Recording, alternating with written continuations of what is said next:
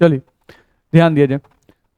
देखो तो वैलेंसी के बारे में थोड़ा सा हम लोग जान जाएं कि जैसे कभी कभी हम लोग कुछ आयंस होते हैं जो बहुत ज़्यादा यूज में आते हैं, ध्यान रखना है, तो उन आयंस का नाम भी याद रखना जरूरी है। ठीक है, तो थोड़ा सा देखो तो जैसे हम लोग जब बोले यहाँ पर valency of ions, valency of ions is equals to, valency of ions की बात करें तो valency of ions is equals to होता है charge present on ions, charge present on ions, ध्यान रखना है। तो कुछ आयंस हैं जो कि बार बार यूज में आपको आएंगे, कुछ ऐसे आयन हैं जो आपको बार बार यूज में आएंगे, तो उन आयंस को आपको ध्यान में रखना पड़ेगा, ध्यान रखना है। ठीक है, तो वैलेंसी ऑफ आयंस बराबर चार्ज प्रेजेंट ऑन आयंस। जैसे एग्जांपल देखो, हम लोग यहां से देखें अगर, तो मान लो हम लोग को यहां से दिया गया n और n पर 3 माइनस दिया रहे, n पर क्या दिया रहे 3 माइनस, तो हम लोग इसको पढ़ते हैं नाइट्राइड आयन,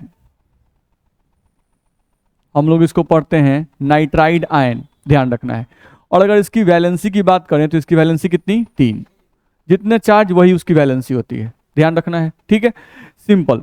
अगर देखो तो हम लोग को लिखा हुआ है N3 पर 1 माइनस, N3 पर 1 माइनस, तो इसको हम लोग क्या बोलते हैं एजाइड आयन, इसको हम लोग बोलते हैं एजाइड आयन, और इसकी वैलेंसी कितनी है 1, क्योंकि 1 माइनस चार्ज है, ध्यान रखना है। ठीक है, सेम एज हम लोगों को अगर कहीं दिया हुआ है NO2 पर माइनस, नहीं तो इसको हम लोग पढ़ते हैं नाइट्राइट आयन, नाम जरूर याद रखेंगे इस सबका, जो हम लिख रहे हैं उसका नाम इंपॉर्टेंट है, नाइट्राइट आयन, जिसकी वैलेंसी कितनी है 1, ध्यान रखना है। वैसे हम लिख रहे हैं यहाँ पर NO3 पर 1 माइनस, इसको हम लोग क्या बोलते हैं नाइट्रेट आयन, थोड़ा थोड़ा नाम का डिफरेंस है, इसकी वैलेंसी भी 1, देख रहे हो इसमें NO2 माइनस है तो इसका नाम क्या हुआ नाइट्राइट, लास्ट में क्या लगा हुआ ITE, और इसमें क्या लगा हुआ है ATE, नाइट्रेट आयन, ध्यान रखना है। सिंपली अगर हम लोग यहाँ से NO ले लेते हैं और माइनस ले लेते हैं तो इसको हम लोग कहते हैं हाइपोनाइट्राइट आयन, इसको हम लोग कहते हैं हाइपोनाइट्राइट आयन, ये आपका हाइपोनाइट्राइट आयन कहलाता है, ध्यान रखना है। ठीक है, सिंपली दूसरे पर हम आ जाएं, देखा जाए अगर दूसरे की हम लोग बात करते हैं तो जैसे NO माइनस हम लोग का था, वैसे ही NO पर प्लस भी आता है, तो NO पर प्लस है तो इसको बोलते हैं नाइट्रोसोनियम आयन, नाइट्रोसोनियम आयन, ध्यान रखना है। ठीक है, सेम एज जैसे आप NO2 पर देखो, NO2 पर आप माइनस का नाम याद किए थे, नहीं वैसे ही आपको NO2 पर प्लस भी आता है, तो इनका नाम बड़ा इंपॉर्टेंट होता है और साथ साथ इनका चार्ज, तो इस पर +1 चार्ज है तो इसकी वैलेंसी भी कितनी 1, NO2 पर प्लस तो इसका नाम होता है नाइट्रोनियम आयन, नाइट्रोनियम आयन, इसकी वैलेंसी भी 1, ध्यान रखना है। ठीक है, तो ये सब कुछ कॉमन नाम है जिनको हम लोग को ध्यान में रखना है। ठीक है, ये सब कुछ कॉमन नाम है जिनका यूज हम लोग को बार बार आएगा, NO plus, NO2 plus, NO minus, नहीं इन लोगों का नाम आपको बार बार यूज में आएगा। ठीक है, जैसे कुछ चीज आप जानते भी हो, जैसे CO3 पे 2 माइनस क्या बोलते हैं इसको कार्बोनेट आयन, नहीं जिसकी वैलेंसी कितनी होती है 2, नहीं इसी से क्या बनता है बाइकार्बोनेट आयन, HCO3 पर 1 माइनस, इसको क्या बोलते हैं बाइकार्बोनेट आयन, बाइकार्बोनेट आयन, जिसकी वैलेंसी कितनी हो गई 1। सेम एज आप जानते हो इसको भी सल्फेट आयन, SO4 पे 2 माइनस, इसको हम लोग क्या बोलते हैं सल्फेट आयन, जानते हैं आप पहले से, नहीं इसी को हम लिख दें ऐसे HSO4 पर 1 माइनस, तो ये क्या हो जाएगा by sulphate ion, by sulphate ion, ध्यान रखना है। ठीक, तो ये सब कुछ इंपॉर्टेंट नाम है जिनको हमको ध्यान में रखना है। चलो कुछ और नाम देखते हैं, देखा जाए जैसे हम लोग यहाँ पे ध्यान दें तो देखो तो हम लोग का लिखा रहता है SO3 पर 2 माइनस, इसको हम लोग क्या बोलते हैं सल्फाइट आयन, ये आपका सल्फाइट आयन है, नहीं इसी में आप कर दो H SO3 पर एक माइनस, क्या हो जाएगा ये, बस एक H लग गया तो ये बाइसल्फाइड आयन हो गया। ध्यान रखना है, सिंपल है। तो बस क्लियर करना है, थोड़ा थोड़ा नाम का बस डिफरेंस है। S पर 2 माइनस आ जाता है, क्या बोलते हैं इसको, सल्फाइड आयन। देख लो थोड़ा थोड़ा का डिफरेंस है, SO3 पे 2 माइनस तो सल्फाइड, सिर्फ H पर 2 माइनस तो सल्फाइड। नहीं, कब IT लगाना है, कब AT लगाना है, नहीं कब ID लगाना है, बस थोड़ा थोड़ा कंसंट्रेट करेंगे, ये सब याद रहेगा। और इसका यूज हम लोग को धड़ल्ले से आया केमिस्ट्री में। नहीं तो बहुत छोटी छोटी बातें हैं जिनको ध्यान में रखना है, ठीक है। तो ये हम लोग को ध्यान रखना होगा। सेम एज हम लोग का P है और P पर 3 माइनस, तो क्या बोलेंगे इसको, फॉस्फाइड आयन। ध्यान रखना है, सिंपल। हम लोगों का PO4 पे 3 माइनस आ जाए, क्या बोलते हैं इसको, फॉस्फेट आयन। ध्यान रखना है।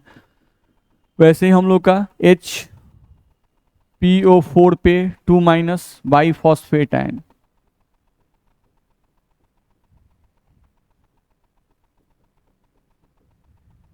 चलो, तो ये सब कुछ नाम है जिनको हम लोग को ध्यान में रखना है।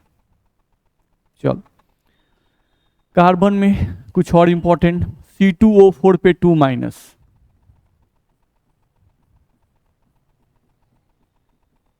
Oxalate ion. HCOO पे minus, acetate ion. CH3, sorry acetate हम लिख दिए।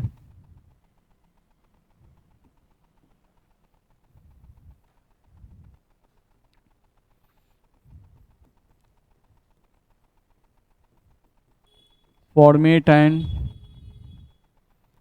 CH3 COO पे माइनस, इसको बोलते हैं एसीटेट आयन। ध्यान रखना है। तो ये सब आपके यूज में आएंगे, इनको थोड़ा सा बस ध्यान रखिएगा, ध्यान रखना है। जैसे ClO4 पे minus, chlorate ion.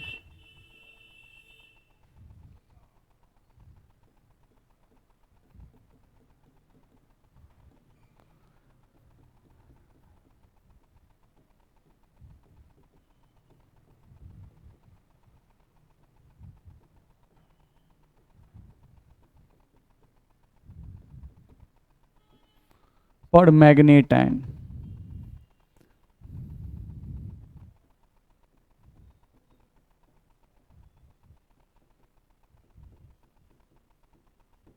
Carbide ion. तो ये सब यूज में आपके आएंगे, ध्यान रखना है, ठीक है। तो ये कुछ कॉमन है जिनको आपको ध्यान में रखना होगा, ठीक है।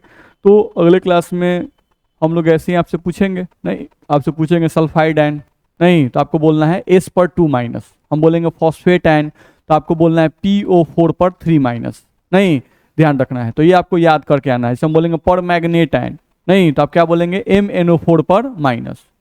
दिक्कत है, याद हो जाएगा। तो ये बहुत सिंपल सी चीज़ें हैं जिनको हमको याद करके आना है। नहीं, और इनकी वैलेंसी भी याद करना आसान है, जितना इतने चार्ज है वही उनकी वैलेंसी है। नहीं, हम लोग बोलेंगे सल्फाइड आयन तो SO3 पे 2 माइनस। ध्यान रखना है, सल्फाइड आयन की वैलेंसी कितनी है, तो हम लोग क्या बोलेंगे, 2।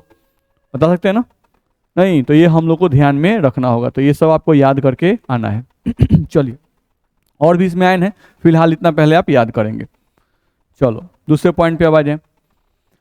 देखा जाए तो हम आपको थोड़ा बहुत पढ़ा दिए, बेसिक में आपको थोड़ा सा हम पढ़ा दिए, एटॉमिक नंबर, एटॉमिक मास, नहीं मॉलिक्यूल्स क्या होते हैं, मॉलिक्यूलर मास कैसे निकालते हैं, इलेक्ट्रॉन प्रोटॉन न्यूट्रॉन्स कैसे निकालते हैं, जो पहले से भी आप जानते थे, ध्यान रखना है। और थोड़ा बहुत पढ़ा है वैलेंस इलेक्ट्रॉन के बारे में, थोड़ा सा पढ़ा है वैलेंसी के बारे में, नहीं यही सब हम लोग पढ़ा है।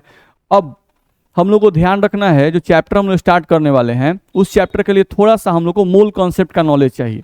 नहीं तो थोड़ा सा हम लोग मोल के बारे में पढ़ लेंगे, जितना हम लोग को 12th में यूज आने वाला है। नहीं तो उस मोल के बारे में थोड़ा बहुत हम लोग पढ़ लेंगे। चलो देखते हैं अब, तो थोड़ा बहुत मोल कॉन्सेप्ट थोड़ा सा पढ़ लें।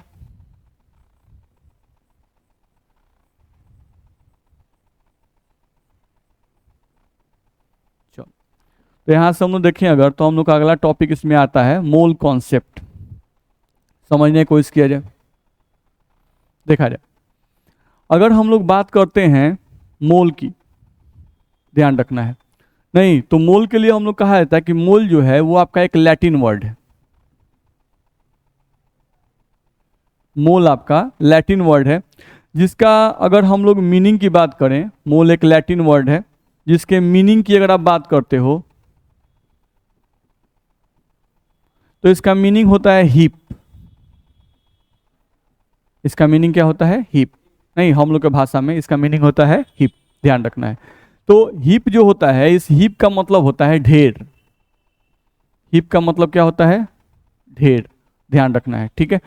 यानी मोल जो है ये एक खास ढेर को रिप्रेजेंट करता है, नहीं, एक खास समूह को रिप्रेजेंट करता है, ध्यान रखना है, ठीक है। जैसे एज फॉर एग्जाम्पल, आप समझते हो पहले से भी कि अगर हम एक दर्जन कहीं लिखते हैं तो इसका मतलब होता है 12। नहीं, कलेक्शन ऑफ 12 थिंग्स या 12 ऑब्जेक्ट्स या 12 fruits is called as 1 dozen, आप बोल सकते हो।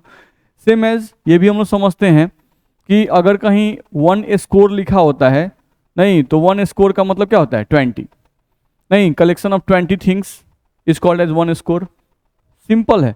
वैसे ही हम लोग को ध्यान रखना है कि जब भी हम लोग 1 मोल की बात करेंगे तो ये भी आप पहले से जानते हो कि 1 मोल का मतलब होता है आपको 6.022 इंटू 10⁻23। नहीं, इतने हो जाएंगे, यही ना होता है जी, ध्यान रखना है।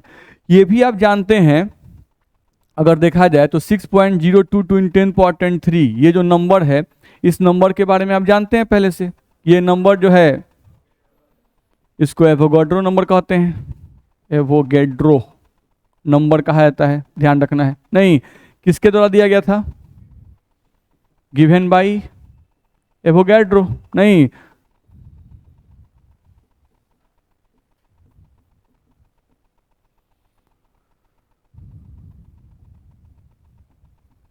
ध्यान रखना है, ठीक है। ये भी आप जानते हो इस नंबर के बारे में पहले से।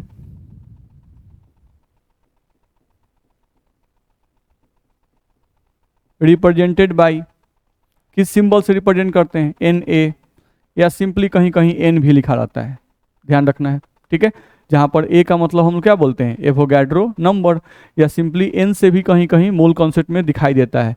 तो 1 मोल का मतलब हम लोग को 6.022 10⁻23 होता है। इस नंबर को हम लोग एवोगैड्रो नंबर कहते हैं।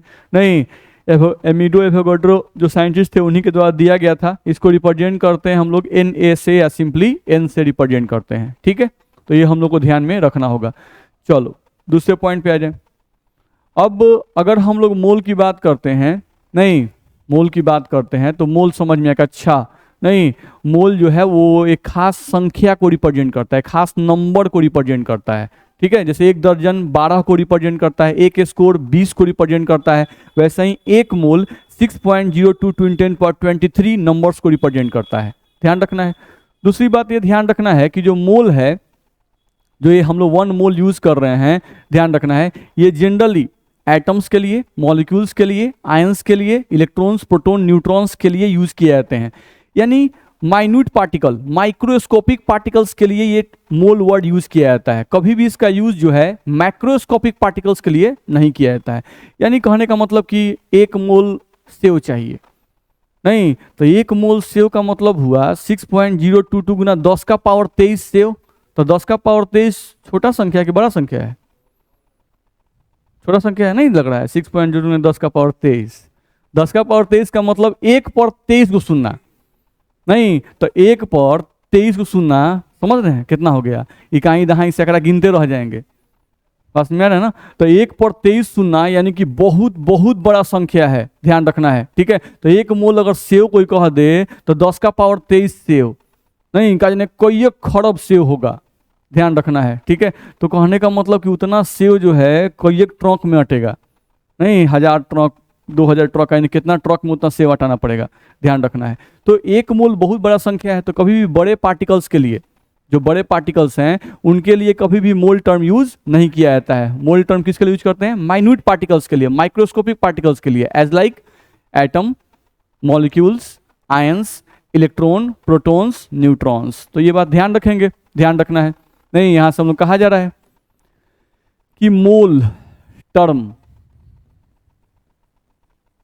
Term is used, mole term is used for for microscopic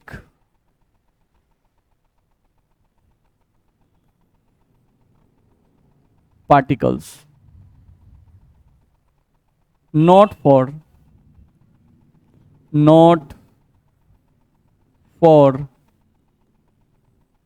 bigger particles, not for bigger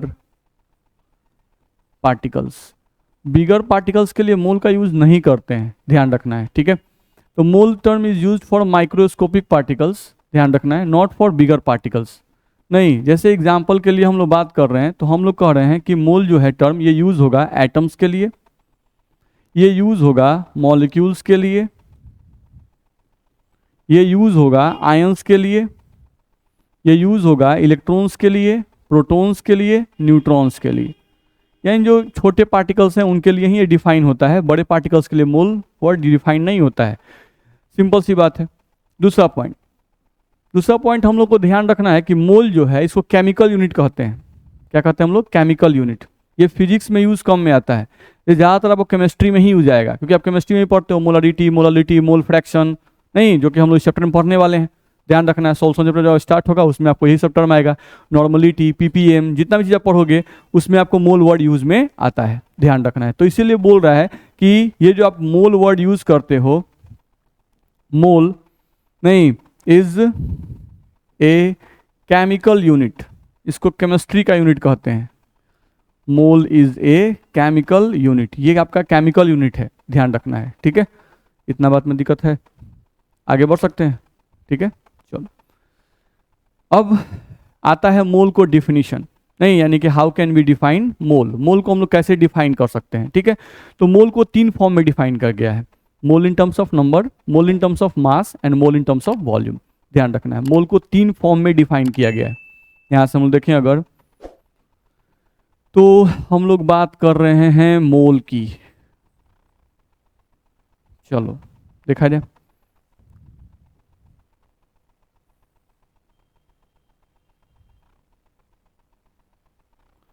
देखें तो हम लोग यहां से ध्यान दें तो मोल को कहा जा रहा है कि 3 फॉर्म में डिफाइन किया गया है। चलो भाई, 1 फॉर्म, 2 फॉर्म और एक 3 फॉर्म, नहीं 3 फॉर्म में डिफाइन किया गया है। कौन कौन सा है? First, mole in terms of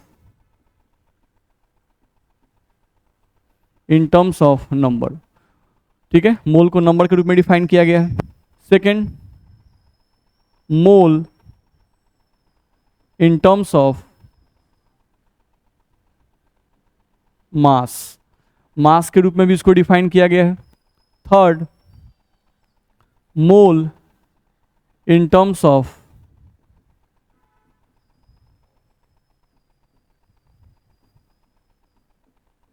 volume. 3 form में मोल को डिफाइन किया गया है, ध्यान रखना है। मोल को नंबर के फॉर्म में, मोल को मास के फॉर्म में और मोल को वॉल्यूम के फॉर्म में आपको डिफाइन किया गया है, ध्यान रखना है, ठीक है। Mole in terms of number आपका हुआ, मोल इन टर्म्स ऑफ मास आपका हो गया, ध्यान रखना है, और एक आपका हो गया mole in terms of volume, ठीक है। तो ये हम लोग को ध्यान में रखना होगा।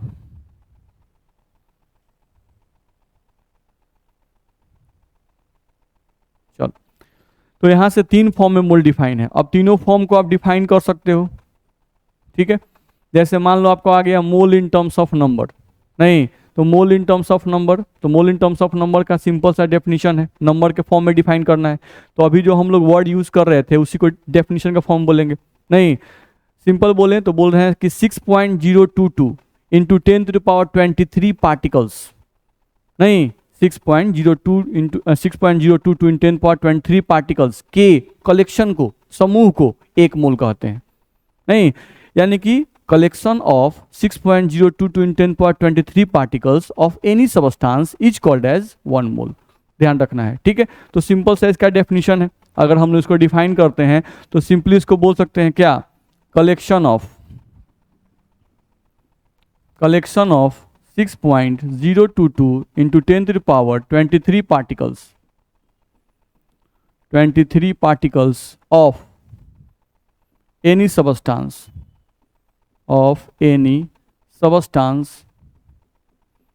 Is called as 1 mole.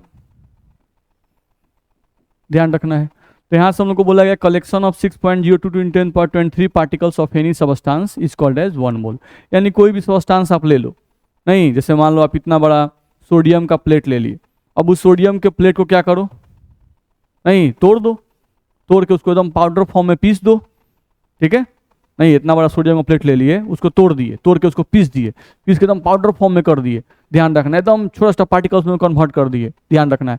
अब सुई से क्या करें, देखो सुई ले लिए और उससे कहे को कण निकाल रहे हैं, 1 कण 2 कण 3 कण, और गिन के कहाँ तक पहुँचाना है, 6.02 टू 10^23 पार्टिकल्स गिन लीजिए उसमें से कहे करके। नहीं जब गिन लीजिएगा तो उतना जो पार्टिकल्स होगा सोडियम का वो क्या कहलाएगा, 1 मोल। ध्यान रखना है। तो गिनना आसान है कि भारी है, भारी है, देखा जाए तो समझे। तो मोल इन टर्म्स ऑफ नंबर हम लोग को दिया गया, तो ये इसका डेफिनेशन हुआ। एग्जाम्पल हम लोग देखें अगर, तो 1 मोल अगर कोई सोडियम लिखता है तो हम लोग क्या लिखेंगे, 6.022 × 10⁻23 एटम्स ऑफ सोडियम। अब पार्टिकल्स के ऊपर हम क्या लिखेंगे यहाँ पे, एटम्स। क्यों, क्योंकि यहाँ सोडियम अकेला है ना, एटॉमिक फॉर्म में है, ध्यान रखना है। तो हम लोग बोल चुके हैं कि मोल को जनरली एटम्स के लिए यूज करते हैं, मॉलिक्यूल्स के लिए यूज करते हैं। तो जब भी 1 मोल सोडियम लिखा तो अच्छा अकेला है, यानी कि 1 मोल का तो मतलब फिक्स है 6.02 × 10⁻23। अब ये सोडियम है तो क्या चाहिए होगा सोडियम का भाई, एटम्स। नहीं यानी 6.02 to 10⁻23 atoms of sodium is equals to 1 mole, बोल सकते हैं। सिंपल। हम लोग को यहाँ से कोई कह दिया नहीं कि भाई 1 मोल आपको लिखा हुआ है CaCO3 कैल्शियम कार्बोनेट, नहीं तो 1 मोल का तो मतलब फिक्स है 6.022 × 10⁻23, ये तो फिक्स है। नहीं अब ये क्या है, मॉलिक्यूल है ना, नहीं तो हम क्या बोलेंगे 6.02 × 10⁻23 मॉलिक्यूल्स ऑफ CaCO3, ठीक है। सिंपल। हम लोग को एग्जाम्पल दे दिया कोई और बोल दिया 1 मोल SO4 2-, 1 मोल SO4 पे 2- सल्फेट आयन। नहीं तो 1 मोल का तो मतलब बदलने वाला थोड़े ना है, वो तो फिक्स है।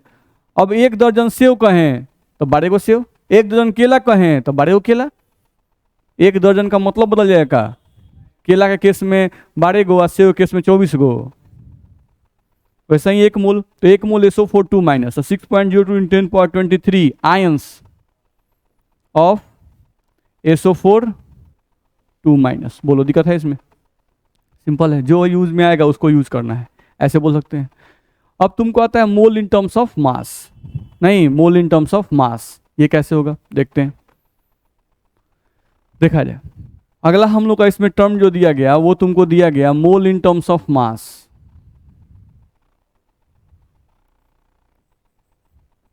Mole in terms of mass.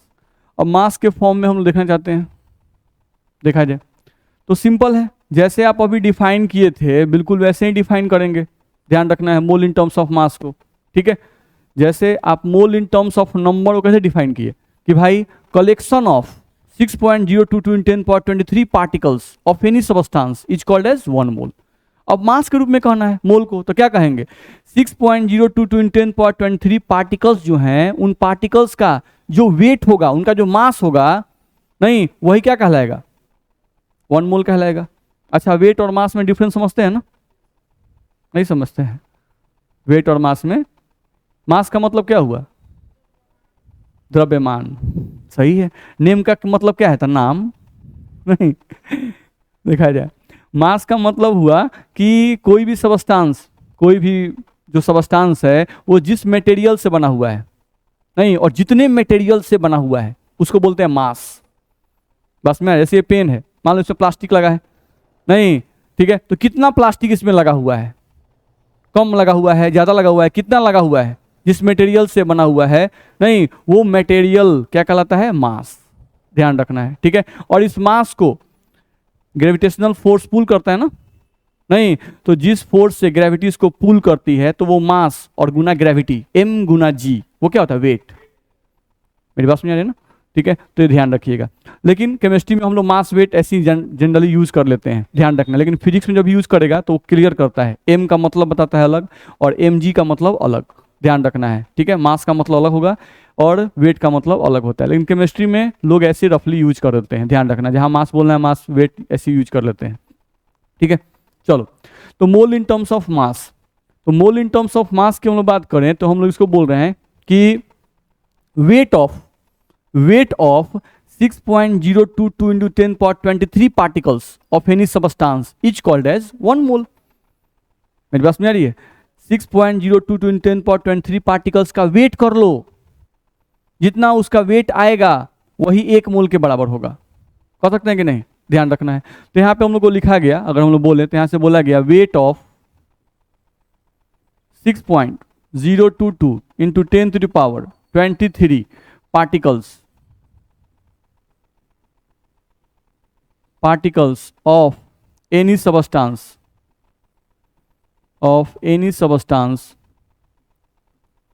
is called as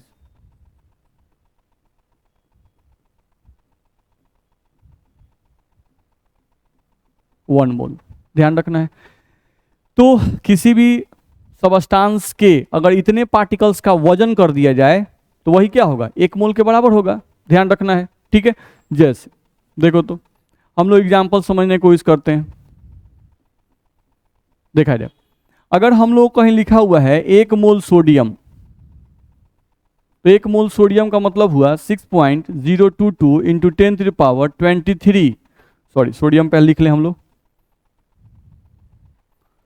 1 मोल हम लोग सोडियम लिख रहे थे, तो 1 मोल सोडियम का मतलब हम लोग अभी बताए 6.022 into 10 to the power 23 atoms of sodium, यही ना इसका मतलब है।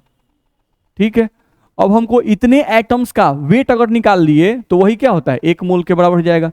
नहीं, जैसे कोई कहा जाए कि 1 मोल सोडियम का वेट निकालो, तो इसका मतलब क्या हुआ, इसका मतलब हुआ कि 6.022 × 10⁻23 एटम्स ऑफ सोडियम का वेट निकालो, यही ना इसका मतलब होता है। ध्यान रखना है।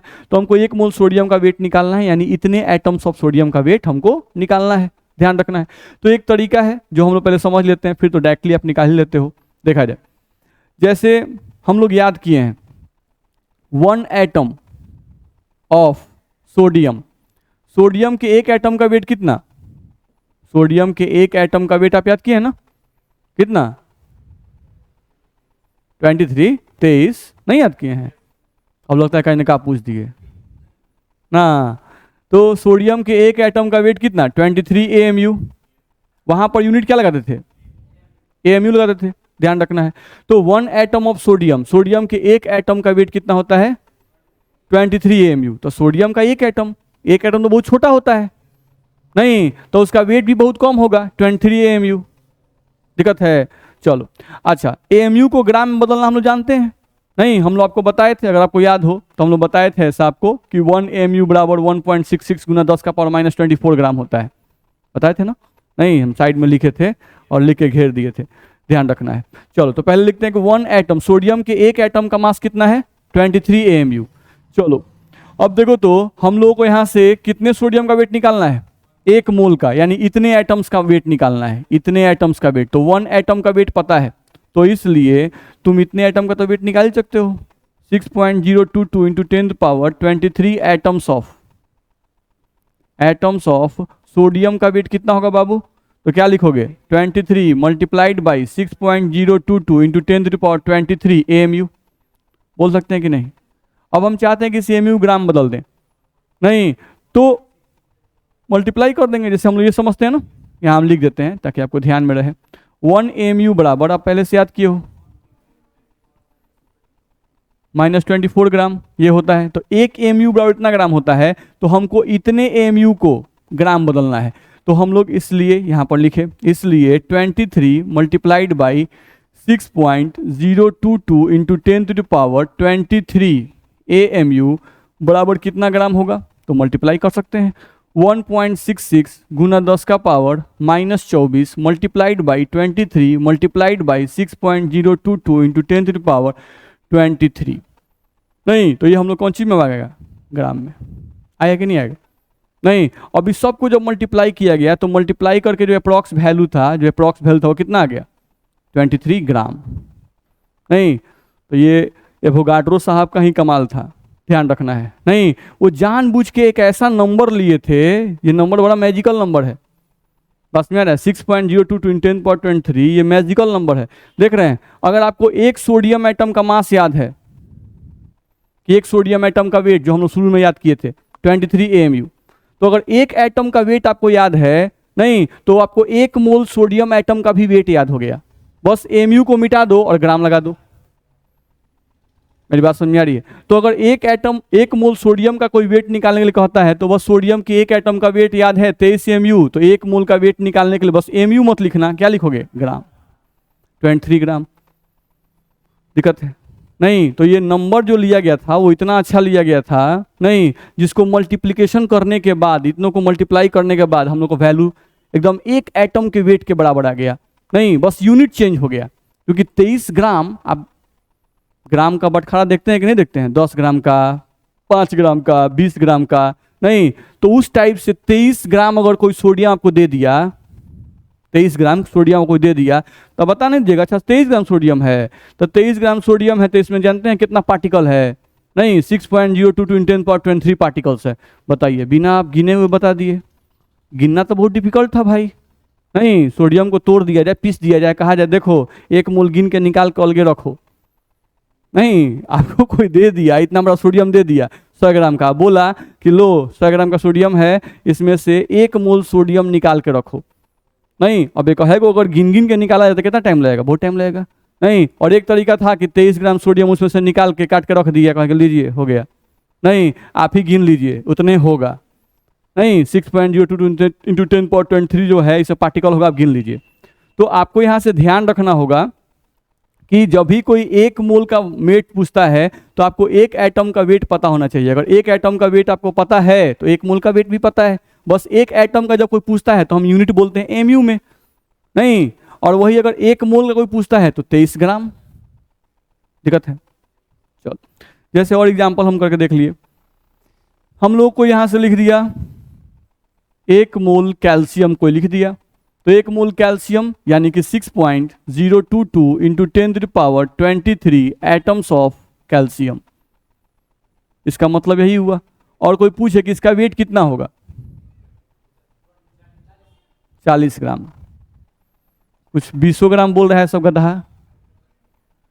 नहीं, एटॉमिक नंबर बताना है, एटॉमिक मास बताना है, मास बताना है। नहीं, तो 20 ग्राम का है बोल रहे हैं। चलिए, तो एक मोल कैल्शियम का मतलब इतना एटम्स ऑफ कैल्शियम, तो वेट कितना? 40 ग्राम। ध्यान रखना है, सिंपल। अगर हम लोग को दे दिया जाए एक मोल ग्लूकोज दे दिया कोई C6H12O6, तो एक मोल ग्लूकोज का मतलब हम लिखें यहाँ पर N लिखें, N, इस नंबर को N लिखा सकता है ना? नहीं, तो N लिख दिए। और ये ग्लूकोज क्या है? एटम की मॉलिक्यूल, मॉलिक्यूल, तो हम यहाँ लिखें N molecules of, N molecules of, ये क्या है? ग्लूकोज है, तो N मॉलिक्यूल्स ऑफ ग्लूकोज हो गया। नहीं, और इसका वेट कितना?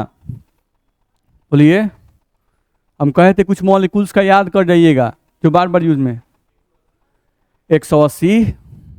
कंफ्यूज नहीं रहना है, आपका जो चैप्टर तुरंत जो स्टार्ट होने वाला है उसमें बार बार यूज में आएगा, ध्यान रखना है। तो 1 मोल अगर कोई ग्लूकोज बोलता है तो एक मोल ग्लूकोज का मतलब हुआ N मॉलिक्यूल्स ऑफ ग्लूकोज, और N मॉलिक्यूल्स ऑफ ग्लूकोज का वेट कितना? 180 ग्राम।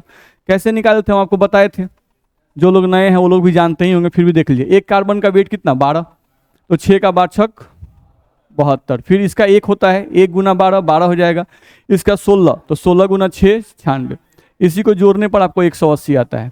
तो अगर कोई ग्लूकोज के एक मॉलिक्यूल का वेट पूछता है, एक मॉलिक्यूल का, तो हम बोलते हैं 180 AMU। नहीं, और कोई अगर एक मोल का पूछेगा तो बस AMU को मिटाओ और क्या लगा दो? ग्राम, तो 180 ग्राम। मेरी बात समझ में आ रही है?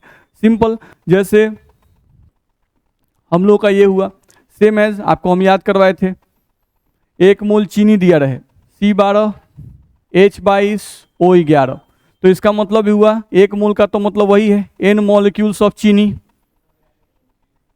N मॉलिक्यूल्स ऑफ शुगर, और वेट कितना? 342 ग्राम। हम लोग याद कर चुके हैं, ध्यान रखना है, ठीक है। तो ये सब बहुत कॉमन है जो आपके यूज में आएंगे। चलो, जैसे हम लोग बोलते हैं 1 मोल यहाँ से यूरिया NH2CONH2, ये भी यूज में आता है आपको, NH2CONH2, नहीं तो 60 बिल्कुल सही है। तो ये हो जाएगा आपका n मॉलिक्यूल्स ऑफ यूरिया, और इसका वेट कितना होगा 60 ग्राम। तो इस तरह से किसी का निकाल सकते हैं हम लोग, इसमें दिक्कत है। चलिए, तो यहाँ से हम लोग को 1 मोल के बारे में समझ में आया, यानी मोल इन टर्म्स ऑफ नंबर हम लोग थोड़ा सा समझे, नहीं मोल इन टर्म्स ऑफ मास थोड़ा सा हम लोग समझे, यही ना समझे। अब देखो तो इस पे आधारित हम लोग देखें अगर, तो इस पे आधारित हम लोग क्वेश्चन हम लोग बना सकते हैं। ठीक है, क्वेश्चन बनाने से पहले थोड़ा सा हम लोग कुछ और समझ लेते हैं, फिर क्वेश्चन बनाते हैं। देखो तो समझे, अगर मान लो तुमको लिखा हुआ है कहीं पे भी 1 मोल, मान लो कि 1 मोल तुमको CO2 ही लिखा हुआ है, या कोई भी चीज ले सकते हैं, चलो CO2 ही लेते हैं। 1 मोल CO2 गैस तुमको दे दिया। अब इस 1 मोल CO2 गैस के बारे में तुम क्या क्या जानते हो वो हम लोग लिखना चाहते हैं। ठीक है, चलो भाई देखते हैं क्या क्या जानते हैं। एक तो जानते हैं कि 1 मोल का मतलब होता है N, और ये क्या है CO2 है ना, तो N मॉलिक्यूल्स लिखें, N मॉलिक्यूल्स ऑफ CO2, इसका मतलब यही होता है। अब कोई पूछता कि N मॉलिक्यूल्स ऑफ CO2 का मास कितना, 44 ग्राम, इसका होता है 12, 32, 32 और 12 44। चलो भाई, इसका वेट भी हम जानते हैं कि इसका वेट कितना होता है 44 ग्राम, जानते हैं। ठीक, अब ये बताओ कि CO2 है, CO2 में इलेक्ट्रॉन्स कितने, CO2 में इलेक्ट्रॉन्स कितने, नहीं इलेक्ट्रॉन्स का मतलब एटॉमिक नंबर जोड़ दो, कार्बन का एटॉमिक नंबर 6 और इसका एटॉमिक नंबर 8, 8 दूना 16, कितना आ जाएगा 22। तो यहां से हम निकाल दिए 22 इलेक्ट्रॉन, कार्बन का एटॉमिक नंबर 6, ऑक्सीजन का 8 दूना 16, तो 16 और 6 22। तो ये जो 22 इलेक्ट्रॉन आए, ये 22 इलेक्ट्रॉन CO2 के एक मॉलिक्यूल में आएगा, यानी एक मॉलिक्यूल CO2 का अगर होगा तो उसमें इलेक्ट्रॉन कितने 22, लेकिन यहां पर तुम्हारे पास कितने मॉलिक्यूल हैं N मॉलिक्यूल्स, नहीं तो एक मॉलिक्यूल में अगर 22 इलेक्ट्रॉन होते हैं तो N मॉलिक्यूल्स में 22 गुना N इलेक्ट्रॉन्स होंगे, नहीं तो हमको यहां पे अगर बोलना हुआ तो हम लोग बोलेंगे इसमें 22 इंटू N इलेक्ट्रॉन्स होंगे, बोल सकते हैं कि नहीं। ये दोनों बराबर नहीं है, ये रिलेशन है, बस मेरा है। ठीक है सर, 44 ग्राम बराबर होता है क्या 22 गुना N इलेक्ट्रॉन्स के, बस मेरा है, ऐसा नहीं, 44 ग्राम में 22 गुना N इलेक्ट्रॉन्स होते हैं, इसका मतलब ये समझना है। चलो, सेम एज 22 गुना N क्या आएंगे प्रोटॉन्स, क्योंकि भाई न्यूट्रल है ना, तो न्यूट्रल अगर कोई मॉलिक्यूल है तो जितना उसमें इलेक्ट्रॉन उतना ही प्रोटॉन, तो 22 गुना N प्रोटॉन्स। आप न्यूट्रॉन भी निकालोगे तो न्यूट्रॉन भी वही आएगा, 22 गुना N न्यूट्रॉन्स आपको आ जाएंगे। ये सब निकालना हम लोग सीख चुके हैं।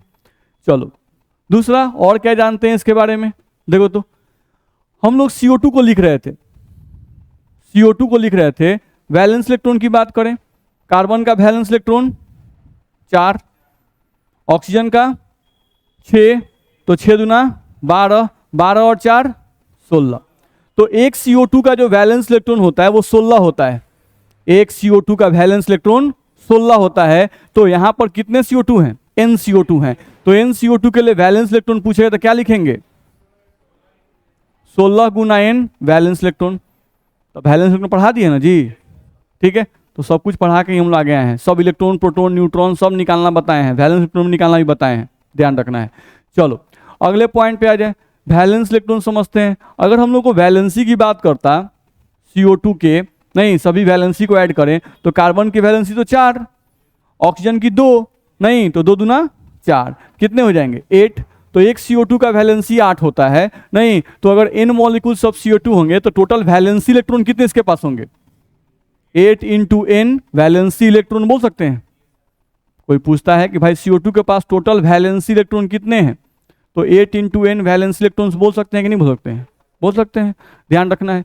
हम लोगों को देखो तो अगर यहां पर केयर करें तो CO2 क्या है मॉलिक्यूल्स है कि एटम है, मॉलिक्यूल है, नहीं अच्छा इस मॉलिक्यूल में कार्बन का एटम कितना है 1, और ऑक्सीजन का एटम कई है 2, तो टोटल एटम कितने हैं 3, 2 ऑक्सीजन के और 1 कार्बन के, 3 एटम। तो हम यहाँ लिखें कि 1 मोल CO2 में कोई एटम पूछ दिया तो 3 इंटू n एटम्स, बोल सकते हैं कि नहीं कि भाई 1 मोल CO2 में टोटल एटम कितने हैं, तो 3 इंटू n एटम्स हैं, ध्यान रखना है।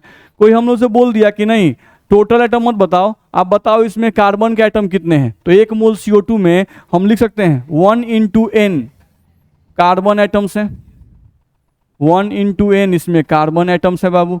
नहीं तुमसे कोई बोल दिया ऑक्सीजन के एटम कितने हैं, तो 2 इंटू n ऑक्सीजन के एटम है, 2 इंटू n ऑक्सीजन एटम्स हैं आपके पास। बोलो दिक्कत है?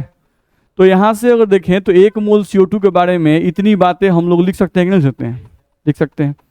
ये भी ध्यान रखना होगा, जैसे 1 मोल CO2, नहीं 1 मोल CO2 में कार्बन कितना मोल है, 1 मोल, ऑक्सीजन कितना मोल है, 2 मोल। तो ये भी ध्यान रखिएगा 1 मोल कार्बन और 2 मोल ऑक्सीजन जब मिलते हैं तब 1 मोल CO2 बनता है, ध्यान रखना है। तो यहाँ पर मोल के फॉर्म में भी ध्यान रखिएगा, कोई पूछ दिया कि 1 मोल CO2 जो है इसमें कितना मोल कार्बन है, तो 1 मोल कार्बन है और इसमें 2 मोल क्या है, ऑक्सीजन है।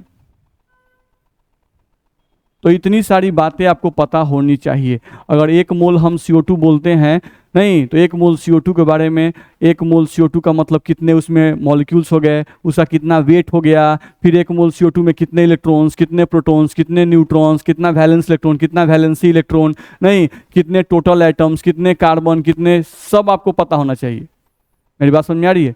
तो यहाँ से कुछ मॉलिक्यूल्स का हम लोग देंगे, जैसे 1 मोल CO2 के बारे में हम इतनी बात लिख के दिए आपको, नहीं आपको भी दूसरे मॉलिक्यूल जो हम देने वाले हैं उनके बारे में इतनी बातें आपको लिख के लानी है, नहीं तब उस पर आधारित हम लोग अगले क्लास में न्यूमेरिकल करेंगे, ध्यान रखना है, ठीक है।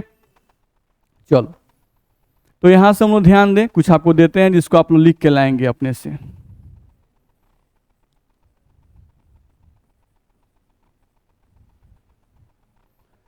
एक मोल SO2 गैस के बारे में आप क्या क्या लिख सकते हैं, 1 मोल H2SO4 के बारे में आप क्या क्या लिख सकते हैं,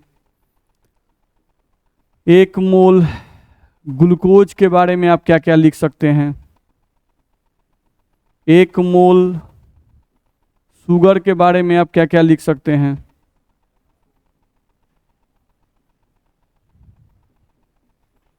1 मोल यूरिया के बारे में आप क्या क्या लिख सकते हैं, 1 मोल पोटासियम परमैंगनेट के बारे में आप क्या क्या लिख सकते हैं। तो इतना आपको लिख के लाना है, ठीक है। तो आपका होमवर्क हो गया, हम कुछ आयंस दिए थे, उन आयंस का नाम, चार्ज ये आपको याद करके आना है, नहीं और दूसरा ये आपको करके आना है, ठीक है। कल वैलेंसी का हम आपको एक शीट दे देंगे जिसमें आपको मोटा मोटी 100 के आसपास में आयंस लिखे हुए हैं, नहीं उन सभी आयंस को भी आपको याद करना है, ठीक है, क्योंकि वो सभी आपको बार बार यूज में आएगा, ठीक है। तो अभी से याद कर चलिएगा तो उस समय आपको ज़्यादा स्ट्रांगनेस हो जाएगा, ठीक है। तो देखिए हम लोग का मोल, यानी अब 1-2 क्लास के बाद हम लोग चैप्टर स्टार्ट कर देंगे, नहीं आपका मोल का थोड़ा सा बेसिक हम पढ़ाएंगे, ठीक है, उतना ही हम लोग पढ़ रहे हैं जितने से हम लोग का चैप्टर स्टार्ट हो जाए, ठीक है। तो सब चीज़ जो हम लोग पढ़ाए हैं उसको रिवीजन करते रहिएगा, ठीक है। चलिए आज के लिए इतना ही।